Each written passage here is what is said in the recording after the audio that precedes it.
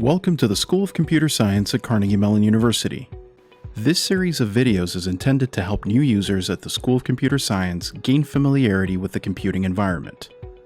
This first video will cover what we do, what we can help with, how to make use of the SCS Help Desk and Computing Facilities website, some guidelines for acceptable use of SCS computing resources, and how to find people if you need to contact them.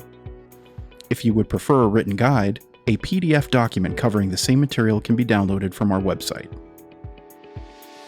The SCS Computing Facilities staff supports all aspects of computing for the School of Computer Science. We provide end-user support, computing support, infrastructure support, and anything else related to the SCS computing environment. While we are unable to assist directly with problems, requests, or concerns relating to the other computing environments on campus, such as the Andrew or ECE environments, we are happy to act as liaisons to help address any issues you may have that involve computing outside of SCS. The SCS Help Desk is the place to go for support. You are welcome to send us an email, give us a call, or drop by in person with any and all your questions and requests. The Help Desk is open Monday through Friday from 9 o'clock a.m. to 5 o'clock p.m. and is located in the Gates-Hillman Complex, room 4201. You can reach our Help Desk from within the campus phone system at extension 84231 or from an off-campus phone at 412-268-4231. You can also email the Help Desk at help@cs.cmu.edu. After-hours support is provided by SCS Operations. The Operations Desk can be reached by phone directly at 412-268-2608. The SCS Computing Facilities website, also known as the Help Pages, is our online resource for documentation, tools, and news about computing at SCS. You can use these pages to learn more about the computing environment, manage passwords and account preferences, and keep up to date with current events that affect the facility. Visit computing.cs.cmu.edu. To help keep our computing environment safe and working well, the SCS community asks that you keep your account and its password private. You are responsible for anything done with your account.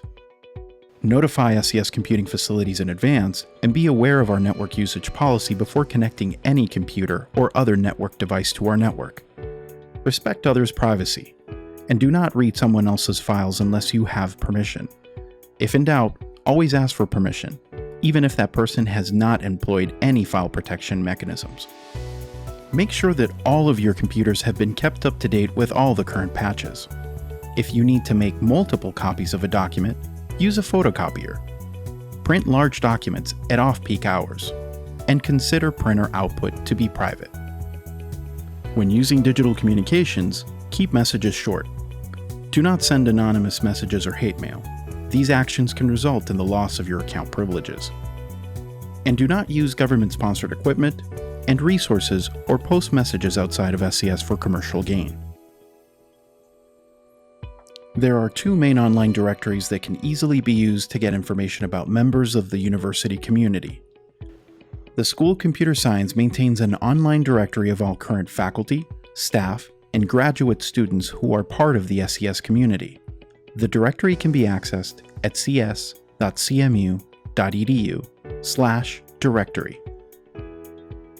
In addition, Carnegie Mellon maintains an online directory of all current faculty, staff, and students affiliated with the university community. This directory can be accessed at directory.andrew.cmu.edu. If you have additional questions about any of this content, feel free to contact the Help Desk at help@cs.cmu.edu. Give us a call at extension 4231 or stop by in person at GHC room 4201. To watch other videos in this introduction to SCS Computing Facilities, click the playlist link on screen or in the video description to view the entire series.